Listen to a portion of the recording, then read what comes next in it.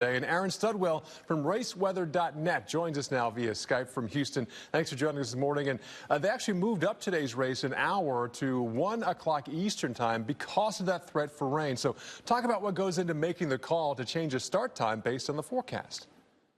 It was funny because I was actually talking to somebody else and said, that'd be a really good idea because they need to start as early as possible.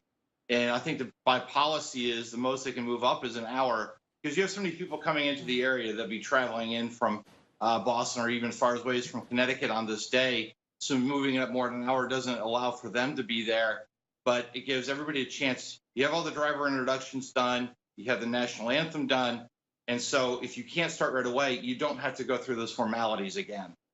And of course, this time of year, we think thunderstorms the major issue, but fog could be a problem as well? We've seen that before at Pocono, yes, and we've seen scenarios where you've come out off the start-finish line and you look down towards turn one and you just can't see it. You're driving into a fog bank, and that's a really high risk, especially at the speeds they're at on some of these tracks going 170, 180 miles an hour into a fog bank. You just can't. It's not tenable. Yeah, you might want to see where you're going that fast. So and no flashers and brake lights either. Yeah, that's true.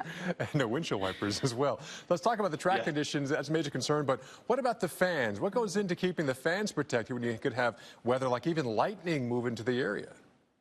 Yeah, it's another scenario we've seen within the last 5-6 years is after a race and during a race, you want to clear the stands with lightning within 8 miles, 10 miles of the track. But then people were walking away, and there was a lightning strike at Pocono a few years back. And so the track and NASCAR are definitely aware of fan safety and crew safety. So they do make that call based on information they receive and lightning detection systems. That's one thing. Making the call, you got to make sure the public uses that information, right? Get them moving. All right, so you've been forecasting for 20 years. I have to ask you, what's some of the wildest weather you've seen?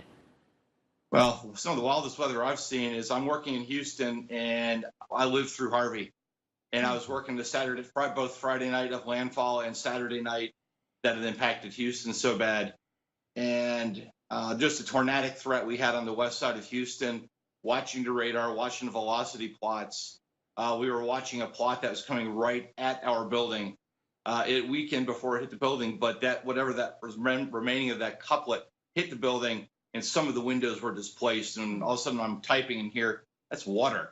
And water was coming rain was coming into the building. So Harvey was probably the craziest thing I've lived through here as a forecaster. Wow. So real quick, Aaron, let's talk about the race today. What's your forecast? Think they'll get it in, or you think rain will kind of really have a hard time getting this thing completed?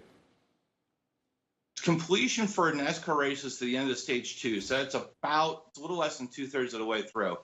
I think they'll get some racing in today. Whether they're going to get to the end of stage 2 is about 50-50. Rain looks like it's going to hold in place through kind of these heavier showers that are moving in. So we're going to look at kind of more steady showers till 2 o'clock. We do see some breaks after 3 o'clock. So I think we can get it started. New Hampshire's a shorter track, so track drying should take maybe an hour or less.